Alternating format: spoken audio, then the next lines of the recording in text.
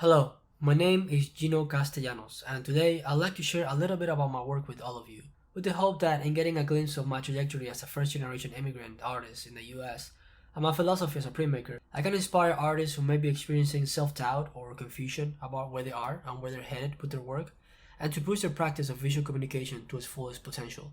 Before I can talk about my work though, I have to share a little bit about where I come from, since my origins have been of great importance for the development of my artistic career. I was born on the island of Cuba in 1995. In 94, my father crossed the ocean in a raft with a group of people and managed to get to the United States. My mother was left behind in Cuba not knowing she was pregnant. She decided not to get on that raft with my father at the last minute. So instead of being born in America, I was born 9 months later in Havana City. Being raised there gave me a perspective on life that I sincerely doubt I would have had if I had been born here. I grew up in extreme poverty in a country where no matter how hard your parents worked or how smart they were, they would stay poor. Me and every single person I knew lived in a constant state of struggle.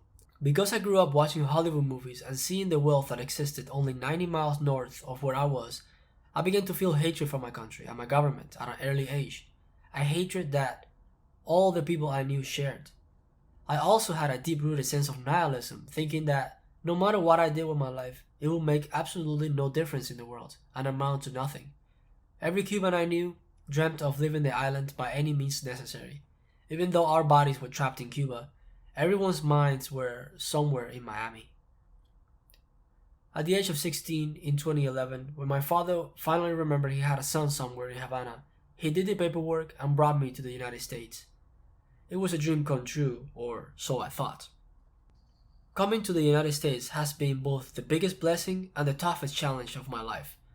Feeling like you don't belong somewhere, like you're not wanted here, like you are never going to be able to catch up to the people who were born here, things like that hit me pretty hard at an age where I was still growing and developing. Adapting to a culture that is not your own is never a pleasant experience, because you feel your own identity and culture and the things that you thought you knew die. And this is what brings me to the point of why I'm telling you all this. I got the impression when I first came here that this country wanted me to speak English and be American if I wanted to be successful. In high school, I started getting good grades, so they removed me from the ESOL programs where all my new Hispanic friends were and placed me in the honor classes where the quality of the teaching was the same. The only honors thing about it was that most of the student body was white and everyone spoke English. The honors thing about it was that I was taken from the group of immigrants and people who were having trouble adapting. I was put into the group that was quote unquote normal. This somehow felt wrong to me. I wasn't angry and quite honestly, I don't blame them. But I did feel like I was being stripped of my Cuban identity. I felt like I was wrong for being different. I began to think I had to pass as an American to be able to get anywhere. But honestly, I was young, I was very confused, I didn't quite know what was going on around me, and I just wanted to have some friends and to be able to blend in and stop being the immigrant. I just wanted to be normal and for people to understand me when I try to communicate with my broken English. I wanted to stop attracting attention as the different person. I was getting ready to join the army to be able to pay for college when someone explained to me what financial aid was. That's how lost and confused I was. And so I went to college with financial aid. I wanted to be an artist, but I always heard that artists make no money. And I was also really bad at drawing, so I became a graphic designer instead. Having no artists in my family and being a first generation college student, I had absolutely no guidance in my academic life and artistic practice. So I continued to make graphics for other people and teach myself design and never thought about expressing myself in any way. I had been building a lot of frustration up to that point. I felt uncomfortable in my own skin and felt like all the time I spent growing up in Cuba had been an absolute waste. I thought I had no talent and wasn't good at anything.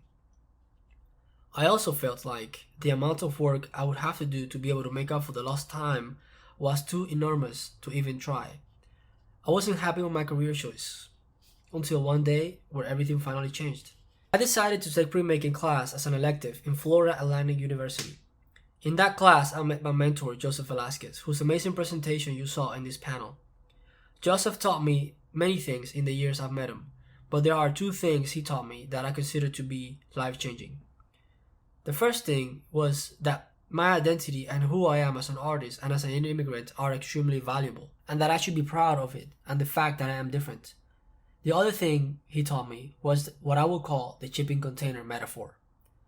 When I was applying to grad school and I told him that I thought I wasn't good enough to apply to it, he said to me, "Gino, your art is like a shipping container. You open its door and you stand at the entrance and all you see is boxes, stacked all the way to the ceiling. It's long and deep, and the best work you'll ever make, it's all the way in the back. The only way for you to ever reach the back of the container is to get through the boxes that are in front first. These annoying boxes that keep you from getting to your goal represent all of the average work you'll have to make first.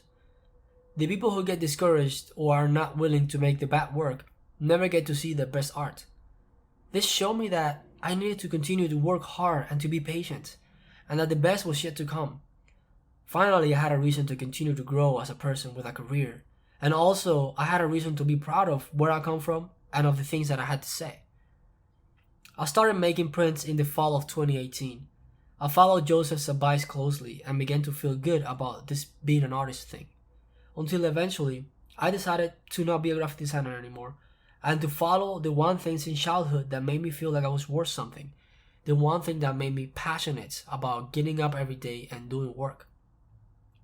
Looking back, the work that I made in this period wasn't particularly amazing, but it was some of the most important series of prints I've ever made because they were the foundation for my future. I kept a positive attitude and began to see my bad prints as stepping stones or as boxes that I removed out of the way in order to get to the back of my shipping container, where my best work is. In order to go to grad school and become a professional, I decided to start reading and researching and planning my concepts more. I decided I wanted to have something deeper to say with my art. And I decided that I would be an example for others who are in the same position I am in, to let them know that this country is still a place where dreams come true, unless you allow it to beat you down. This is the reason why when I got accepted, I decided to go to grad school in Tennessee, where I knew that the percentage of Hispanic students would be small, especially when it comes to the Cuban immigrants. I wanted to be a trailblazer, and maybe the first Cuban to ever get the master's from that institution.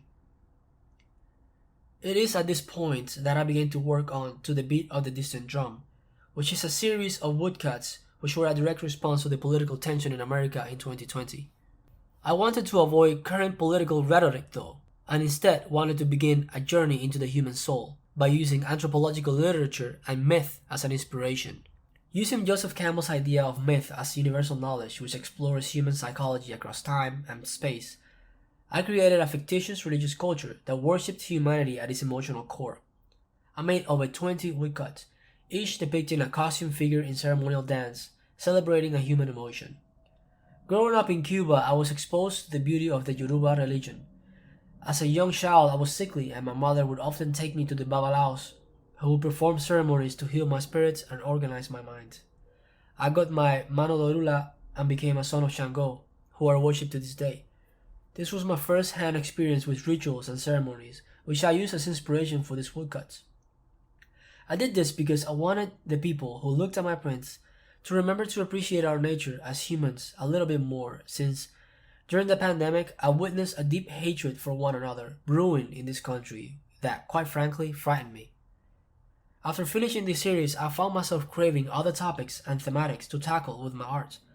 It was then that I got an opportunity to show at Nuestra Tierra, a Hispanic printmaking exhibition showcasing works by immigrants and children of immigrants who struggle with the concept of calling America home, and I was asked to make a large piece. I felt as if the show was tailor-made for me and the things that I went through when I moved here. So I pushed myself to my personal limit, carving an 8-foot by 4-foot wood block in 6 days, which personally I didn't think it was possible. I used this opportunity to not think about a message and just focus on my personal feelings regarding my identity. The resulting image is that of a creature somewhere between an American bald eagle, a person, and a monster, being both pulled apart and sewn back together by memories, experiences, and a sense of self and culture. This is my most personal piece to date, and most likely the best print I've ever made. Witnessing it finished and hanging on the shelf was a moment of catharsis, and the culmination of a long time of self-doubt. I finally understood that I was important, that if I could make something like that, then truly I was unstoppable. Because to compare that piece to where I was artistically speaking just a few years prior, the difference is night and day, which made me extremely excited about what could come in the future. I could have pushed this line of inspiration further, but instead I decided to switch gears and challenge myself with something I didn't know how to do. So I decided to start doing large-scale monotypes for a while, and to explore themes that have been floating around in my head. Concepts like male frailty and masculinity and mental health. I used this exploration and made it into a show at Gallery 1010 in Tennessee. This artistic tangent had been incredibly beneficial. Going away from my comfort zone proved once again to be pivotal in the way I thought about research and creating emotion with visual imagery. It was at this point that I began to feel more comfortable calling myself a printmaker and appreciating the hours put into my labor. But there's more to this experience than simply making art. My work has acted as a great mediator between me and others, which allowed me to meet new people as well as engage in different communities across America. Through art, I've made strong friendships and have been able to impart my love of printmaking to others. From interacting and teaching young children to college students to collaborating with professional artists or establishing lifelong friendships, the desire to push my passion to its limit and to make art that makes a difference has allowed me to find something in my career that I doubt would have been possible if I was not an artist. And so now, looking to the future, I'm beginning to realize some things. Like the fact that the impact of my presence is real and long-lasting, and has the potential to inspire others to be just as crucial for the world. The voice of this Cuban immigrant matters because if I take myself seriously, there's no way of knowing what I can achieve. At most, I can positively contribute to this world, and at the very least, I can inspire others to do the same. So yeah, the first prints that I made were kinda bad. Some of the ones that I still make today are bad, and so what? They're all important for me to be able to get to the back of my shipping container, but the best work I'll ever make is still waiting for me to be discovered. So I would say to the young Gino that just landed in America, or any other immigrant artist who's feeling they're lacking something, si puedes. Be patient, it will all be just fine. And remember that each step that you take is as important as the last.